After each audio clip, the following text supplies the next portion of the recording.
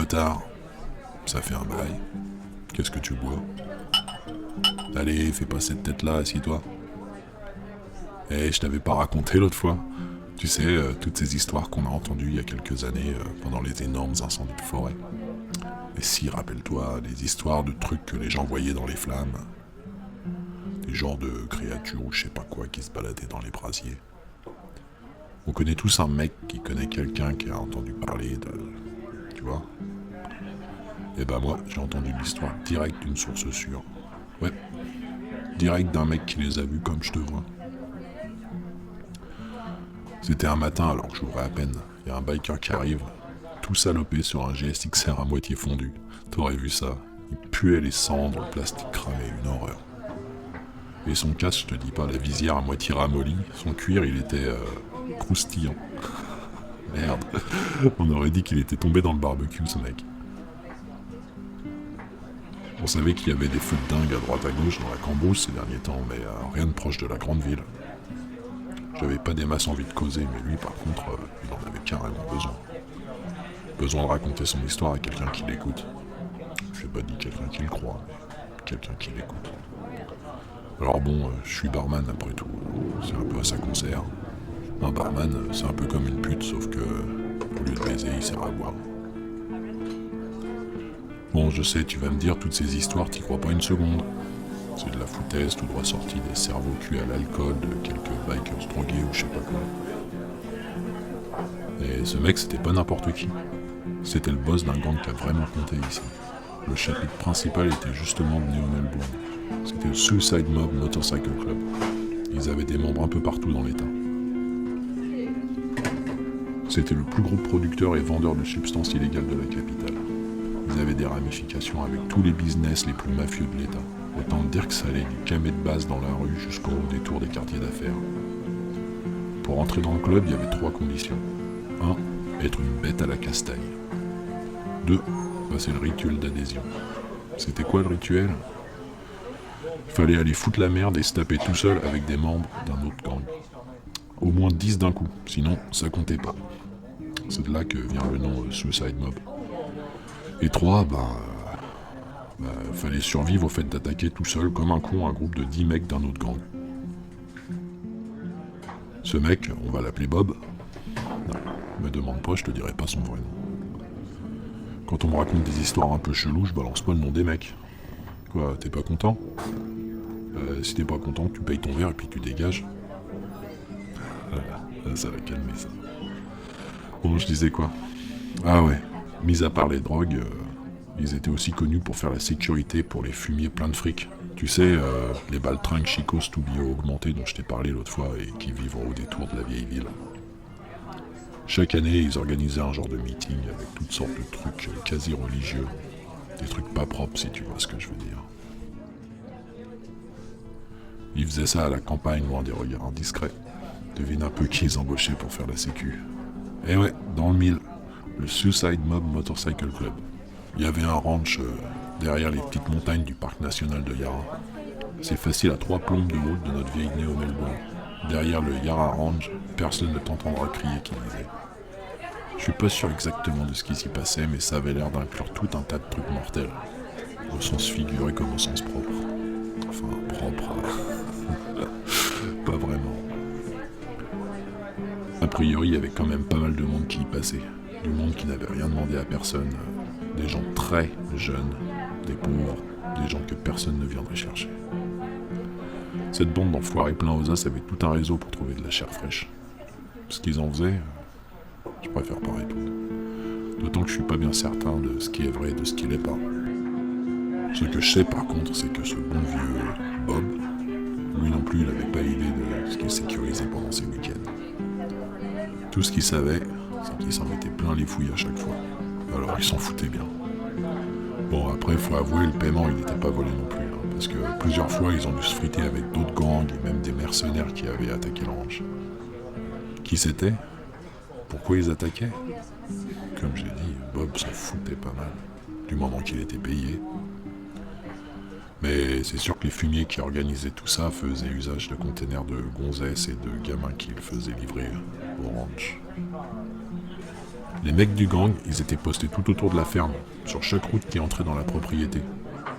De là où ils étaient, ils voyaient pas ce qui se passait derrière les bâtiments ou dans la cour au milieu.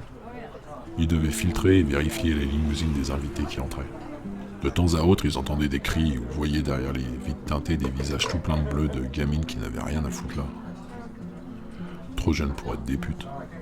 En tout cas, d'après les standards des gars du club. Et ouais, même à l'époque, si t'avais essayé de faire tapiner des mômes de cet âge-là, les autres gangs t'auraient pondu haut et court devant ton quartier général. Il y a des trucs que même les gangsters n'acceptaient pas à l'époque. Enfin bref, ce jour-là, comme plusieurs fois avant, il y avait eu des trucs bizarres. Des lumières qui montaient dans le ciel, comme venues du sol à l'intérieur de la cour. Ils entendaient aussi comme des chants et des drôles de battements de tambour. Mais pas comme si on faisait la fête, hein. Non, c'était autre chose. Puis surtout les cris.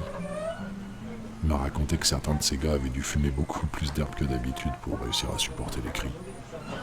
Paraît que certains étaient abominables. Et ensuite quoi? Ah ouais. Ah ouais, truc bizarre là aussi, tu vas voir.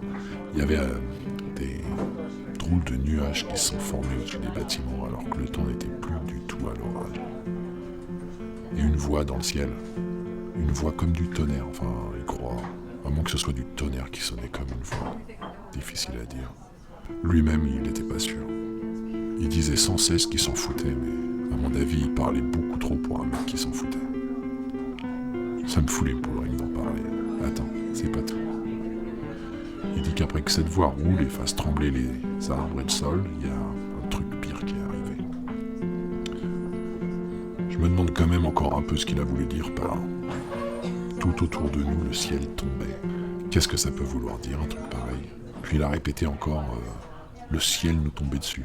Le ciel entier se serait effondré sur eux, il disait. Bizarre. Il n'est pas resté dans les pommes bien longtemps. Quelques minutes tout au plus, après que ça leur soit tombé sur la gueule. Quand il a rouvert les yeux, ça cramait de partout. Les bâtiments, les arbres, même l'herbe par endroits. Les flammes venaient par vagues, de plus en plus proches dans les fourrés. Là, il a vu deux mecs sur leur bécane qui essayaient de se barrer. Tous les autres étaient canés un peu partout aux alentours. Alors il a gueulé pour attirer leur attention. Ils ont dû l'entendre parce qu'ils ont fait demi-tour, ils sont venus le chercher.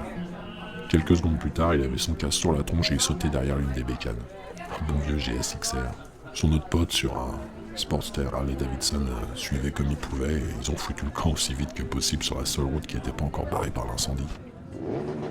Le mec répétait à envie que les flammes se comportaient d'une manière étrange. J'ai jamais réussi à saisir ce qu'il voulait dire. Ça aussi, c'est un truc qu'il a dit plusieurs fois. Ça n'a aucun sens, mais il a dit plusieurs fois que le feu était vivant. Qu'est-ce que ça peut vouloir dire, un machin pareil? Il disait que ça allait contre le vent, comme si ça essayait de les attraper, ou je sais pas quoi. Et le mec me racontait ça, il n'était pas encore bourré, il commençait juste à picoler. Enfin, j'en reviens à mon histoire. Donc notre bon vieux Bobby le biker, en passager derrière son pote sur la petite route qui sort de la propriété dont je te parlais tout à l'heure.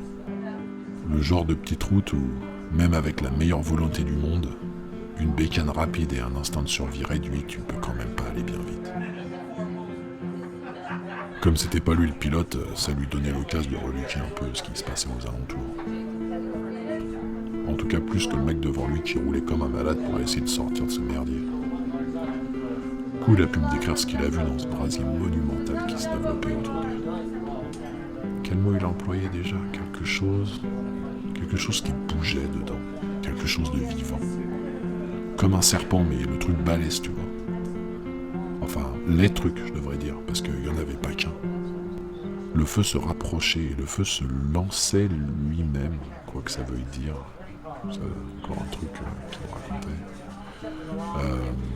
Pour essayer de les gauler. L'autre mecton, celui sur la Harley, il a fini par se prendre un arbre enflammé sur le coin de la tronche. Eux, ils sont passés juste à temps, mais lui, il n'a rien pu faire pour l'éviter. Et puis, tu sais le poids de ses bécanes.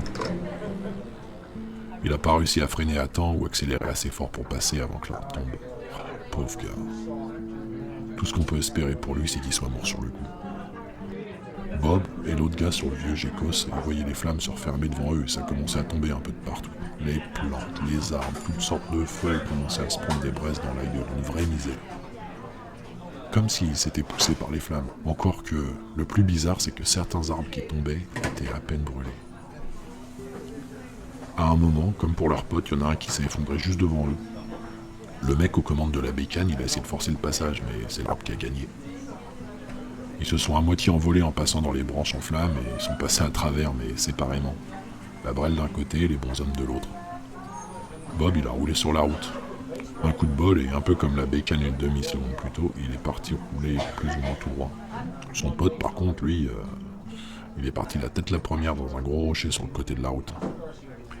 Il n'avait pas besoin d'être diplômé en médecine pour savoir qu'il se relèverait pas vu l'angle biscornu que faisait son cou.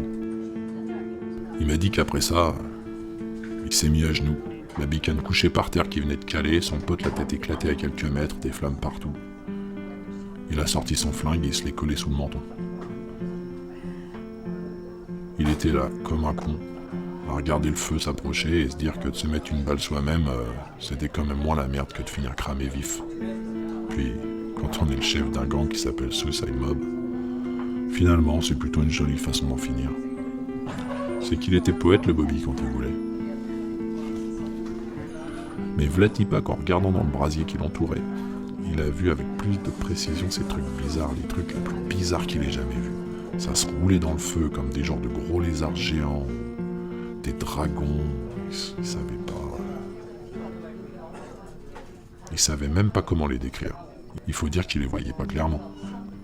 Comme si ces machins étaient faits de braises et de charbons ardents qui roulaient et nageaient dans un océan de chaleur extrême. Alors quoi? Il allait crever comme ça sans rien tenter? Il s'en était même pas rendu compte, mais il avait déjà pointé son pétard sur un des bidules dans le brasier et alors qu'il allait tirer, il a dit qu'un des machins commençait à souffler des flammes ou enfin à respirer le feu, le boire ou un truc comme ça. Il en a vu un autre qui arrivait près de la route devant lui. Sur la route qui était bloquée par des vagues de flammes. Au début, il a cru que c'était encore un arbre qui tombait, mais ça bougeait trop d'une manière différente, à la manière d'un truc vivant. Ça se roulait dans ces bons dieux de vagues de feu et prenait les flammes une à une, comme si ça les avalait. La route était de moins en moins obstruée. Il n'a pas réfléchi longtemps, il a sauté sur la bécane, un coup de démarreur et pleine patate à travers les branches. Il savait que c'était sa seule chance. Et il faut bien croire que ça a marché puisqu'il est arrivé jusqu'ici. Il était enfin sorti de cette merde. Il a quand même jeté un dernier coup d'œil dans les rétros pour voir si ça le suivait, mais non. Il a aperçu vite fait des genres de trucs énormes qui se tortillaient dans les flammes gigantesques au-dessus des arbres derrière lui. Et ensuite quoi? Il pensait déjà à la suite, le mec. Son chapitre principal a entièrement disparu, à moins que d'autres s'en soient sortis, mais on dirait pas. D'ici à ce que les autres gangs s'en rendent compte, ils étaient foutus. Ils allaient perdre toute la ville. Bon, pour l'instant, il irait à un endroit où on ne chercherait pas des noises. Et ouais, ici même, le seul endroit auquel il pouvait penser. Un endroit où il pourrait picoler pour oublier, et pour essayer de se souvenir en même temps. Un endroit où il pourrait raconter son histoire de dingue qui venait de lui arriver, aussi con que ça puisse le faire passer. Pour l'instant, il s'en foutait pas mal. Il savait qu'on peut toujours venir raconter ses histoires à ce bon vieux Joe. Comme je t'ai dit, il est arrivé assez tôt ce matin-là. À moitié cramé et tout puant. Oh, c'était bien. Il a fallu aérer le bar un sacré moment après ça. Faut dire, il est resté presque toute la journée. Il a passé quelques coups de fil et puis il m'a raconté son histoire en picolant pendant des heures. Plus tard, un petit pick-up est passé le chercher, lui et sa vieille Suzuki à moitié fondue. On dira ce qu'on voudra, mais elles sont costauds de ces meules quand même. Après ça, j'ai plus jamais entendu parler de lui. Apparemment, son gang est toujours aux affaires dans quelques petites villes. Pour la cour des grands, c'est fini. Fini pour eux depuis cet épisode. Ce genre d'histoire toute bizarre est arrivé plusieurs fois. Des factions, des chapitres, même des clubs entiers qui disparaissent du jour au lendemain, sans que personne sache ce qui s'est passé. Bien sûr, la plupart du temps, c'est simplement un autre club concurrent qui a nettoyé tout le monde. Mais on a quelques cas comme ça où personne ne comprend vraiment comment c'est arrivé. C'est comme l'histoire du bunyip à Moody Point Creek. T'as jamais entendu parler des bunyips? T'es vraiment pas du coin. C'est des genres de créatures toutes cheloues du folklore local. Mais allez, c'est une autre histoire. L'heure tourne, le bar ferme. Allez, bonne bourre, ami motard.